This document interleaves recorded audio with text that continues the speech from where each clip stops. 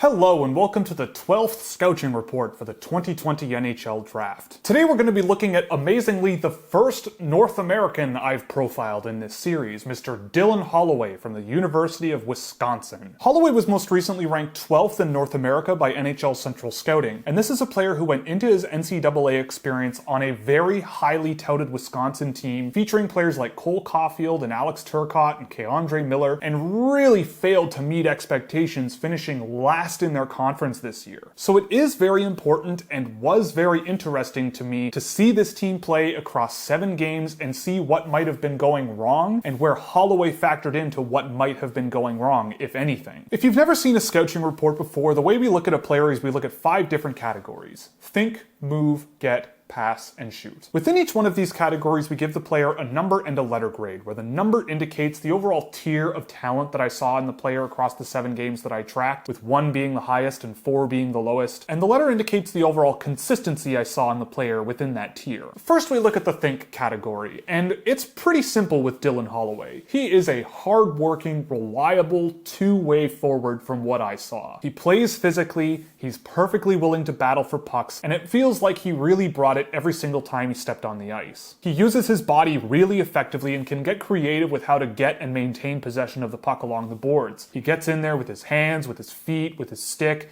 It doesn't really matter. All he wants is to come out of that puck battle with possession of the puck, or have it be on a teammate's stick. And with the puck on his own stick, he's not one of these players that's solely focused on rushing the puck up the ice with control on his own stick. He's perfectly willing to skate back, circle back in his own zone, survey his options, and maybe take another line of attack to move the puck up the ice with control. He can make quick reads in transition and use teammates perfectly responsibly. There really wasn't too much about his game that was extremely high level in terms of the think category, but there certainly wasn't a whole lot where I found him really lacking. So in the think category, I'm giving Holloway a 2A. He's an admirably hard-working forward that battles for his teammates. You can play him at any of the forward positions like Wisconsin did this year. He isn't selfish, he applies pressure responsibly, and he's perfectly competent at both ends of the ice, whether it's coverages in the defensive zone, or finding open space in the offensive zone, or grinding play down along the boards anywhere on the ice. He just is a very versatile and reliable player in all areas of the ice, without a ton of flash in this regard. There were some moments of maybe some defensive lapses, abandoning the front of the net a little bit too quickly to leave men open in front of the net, and potentially losing track of play for a couple of valuable seconds. And there were some situations where he'd skate himself into trouble, but I do think that there's a nice profile to work with Dylan Holloway moving forward. Next, we have the move category, and if we're talking about pure hands and skill, Holloway really shines in this area. He's got great hands, and that gives him a lot of potential to create space in the offensive zone and move pucks to areas where defenders can't touch him. That is something that I noticed with him in the Alberta Junior Hockey League last year, and I hoped it would translate to the NCAA. He certainly got more comfortable as the year went on. In his first few games, he seemed to not be taking as many risks with the puck and not using his skill as much as he could, but he certainly was willing to showcase it from time to time and did try to use it effectively to create space between him and defenders. His top speed is also on the higher end, under 1.7 seconds blue line to blue line, but that didn't come out a tremendous amount of times, and I think that comes down to him really taking a lot of time to get up to that speed. The skill that he has can certainly make up for it. There are many players in the National Hockey League who don't burn around the ice all the time. But he showed signs of being a little bit too cautious. He would enter the offensive zone and stop up and try to use his skill to just wind up a shot from a low danger area and fire it from anywhere. Or he'd take a few strides into the offensive zone and get choked out by defenders because his skill couldn't bail him out from there. He could get rid of pucks a little bit too quickly or rely on his skill a little bit too much rather than trust the speed and the feet that he has. That being said though, he fights through pressure pretty effectively, and he generated controlled offensive transitions on the same level as other previously profiled players like Lucas Raymond,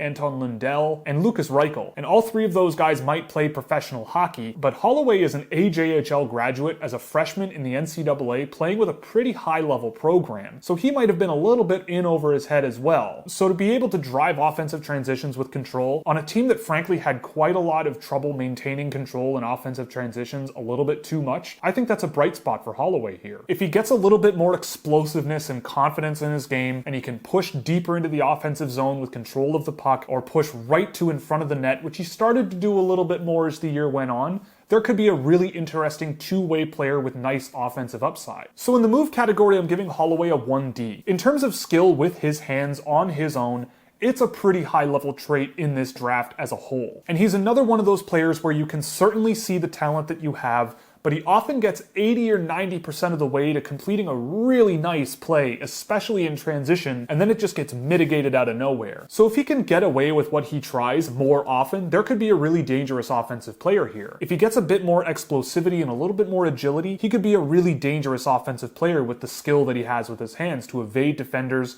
navigate around the offensive zone, and especially when you couple that with his physical abilities along the boards, he could be a really nice versatile forward for any team in the National Hockey League. Next, we look at the get category, and with Holloway, this is another rock-solid part of his game. In transition, clogging up passing lanes and getting his stick in the way, he's very, very good at it. He covers defensively competently, and he doesn't really jump the gun looking for a breakout before it even starts. He really seems to have a good grasp on the game and how to play his way. He's hungry for loose pucks, but he doesn't immediately focus on moving pucks up the ice. He will look for open space or open teammates and just try to calm the play down before pushing up the ice tremendously hard. He can use his body very effectively to attack forecheckers, strip them of the puck, and get the puck to a teammate. He was able to turn play around time and time again and really try to help mitigate the negatives that the rest of the team seemed to have around him. And on defensive transitions, he stopped them at a rate between Tim Stützle and Lucas Raymond. But the thing to note about Dylan Holloway here is that per 60 minutes at 5-on-5, he faced more of those defensive transitions per 60 minutes. So he might not have been breaking them up as much as Tim Stützle, but he was facing more of them on the whole than both of those players. So this is another category that's relatively straightforward with Dylan Holloway. I'm giving him a 2B in the get category. He's a responsible player at all areas of the ice and almost at all times. He was effective in transition with his stick especially. He's able to pinch guys up against the boards and try to grind play down that way.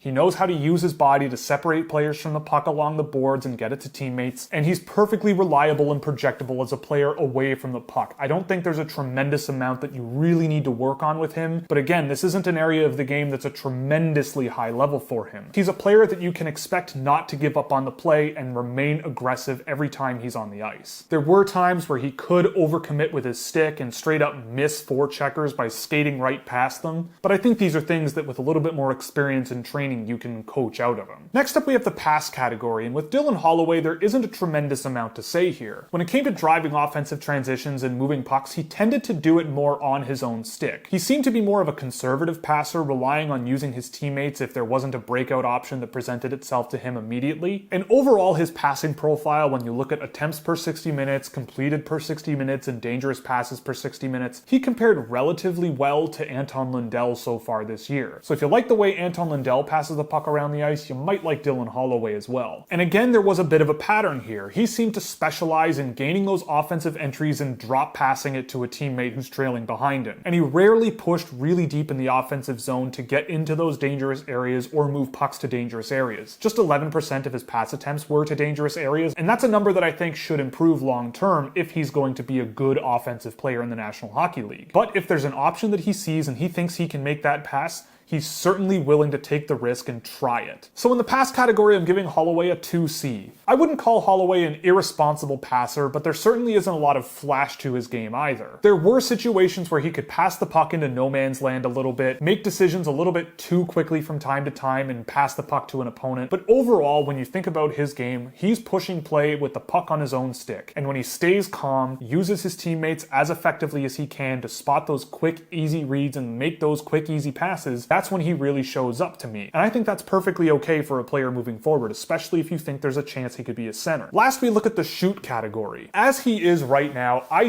do not see Dylan Holloway being a major shooting threat at 5-on-5. Just a third of his shot attempts came from high or medium danger areas, which is the lowest I've tracked and profiled this far outside of Alexander Holtz. And when you combine his dangerous pass attempts per 60 rate into that offensive threat measure that I introduced in the Alexander Pashin video, of all forwards I've tracked so far, Holloway scores last with 11.64. There are far too many shots from far too far out, but he does have the skill and the speed to be able to push into more dangerous areas. So I don't know if it was a lack of confidence or the coaches were telling him to do what he was doing over and over and over again, but there does seem to be a bit of a mismatch here. If he's able to get stronger, be more confident in his skill, push deeper into the offensive zone, there is the possibility of him being a decent goal scorer. If he's able to get to the front of the net, then he might be a guy who puts up a surprising amount of goals. There were a couple of instances where when he gets to the net, he's able to get those kinds of goals. I saw him baseball bat swing at a puck once. So it's not like he's just a guy that hangs out in the perimeter area and just shoots it from there because he feels like it and thinks he can score. But it will be interesting to see if this changes the more NCAA experience he has, or if he turns a corner when he hits the professional levels at some point in the future. So in the shoot category, I'm giving Holloway a 2B. Again, nothing flashy, the shot selection needs work, but there is potential here if he can push more into dangerous areas. If he can get to the net more effectively away from the puck, screen goaltenders, whack at those rebounds, he could be a guy that scores a surprising amount of goals. But in terms of his shot selection right now, shooting it from where he shoots, and how predictable he seemed to be with his shooting decisions, I'm just not sure there's a tremendous amount here to look forward to long term right now. So the way that we wrap up these videos is we look at the best part of a player's game, the good part of a player's game, and the not so good part of a player's game. The best part of Dylan Holloway is his overall mindset around the game. He's a hard-working, versatile, reliable two-way player. He plays hard every single shift. He's great in transition both offensively and defensively. And I found that the more that he played on a very underwhelming Wisconsin team, the better he seemed to get overall. He does need work, but a responsible, hard-working, versatile player that can move around the ice and have skill like Holloway does is a very solid player to work with moving forward. I don't know if he's going to be a top 6 offensive dynamic player one day in the NHL, but as a perfectly worthwhile middle 6 guy that you can play at center, the wing, on the penalty kill, on the power play, I think he could be a good option for pretty much any National Hockey League team. The good part of his game is his skill. I think there's a lot to like about his ability to play with his hands. If he can be more confident and separate himself from defenders and gain a bit of agility as well to maybe beat defenders wide, there could be a really dangerous player here. I think there was an adjustment period going from the AJHL to Wisconsin, and Wisconsin as a whole was not the team that everyone seemed to think they could be. So for Holloway, there might have been a little bit of frustration, gripping his stick too much, and it is a very big jump to go from the Alberta Junior League to the NCAA, let alone Wisconsin's highly competitive conference. So if he can get more reliable with his puck control long term, gain a bit of agility, gain a bit more confidence, and start pushing deeper into the offensive end, there could be a dangerous player here. The not so good part is a little bit complicated. I found it very difficult to isolate a specific part of the game where Dylan Holloway has real shortcomings. But at the same time, his team as a whole was really hard to read, and discerning the difference between a player's weakness and a player's weakness that is exemplified in the team's weakness are two very different concepts, and I found it very difficult to find the difference between the two. But I do fall on the side that relative to the rest of his team, Holloway showed pretty well and was an overall reliable player at both ends of the ice without a tremendous amount of downside. Coming out of the Alberta Junior League, there were a lot of expectations with his offensive upside considering the production he had. And to come out of this experience seeing all of a low pass attempt per 60, low completed pass attempt per 60, low dangerous pass attempt per 60, and a low pass completion percentage was surprisingly disappointing to me. So you may need to temper your offensive expectations for him, at least for now, but I do think there's potential for that to be recovered. But the main thing that I want to highlight before moving on is that he really seemed to have one offensive play. He would break up the ice with possession of the puck, enter the offensive zone, stop around the top of the face-off circle, survey his options very quickly, and either make a pass attempt to someone on the other side of the ice, or just take a low-danger shot attempt from there. It was something that happened time and time again, and it exemplified a bit of a lack of dynamic ability. And again, I don't know if he was coached to play that way or not. Wisconsin seemed to be a team that had a lot of trouble as a team generating dangerous chances offensively. But seeing that time and time again with a player with the speed and the skill that he has was kind of disappointing. So it will be interesting to see if that gets changed as the years go on. Overall, I'm giving Dylan Holloway a 2A. I think Holloway's a perfectly projectable two-way versatile forward. If you take how he played this year and try to project it, he might be a little bit limited in terms of his offensive upside,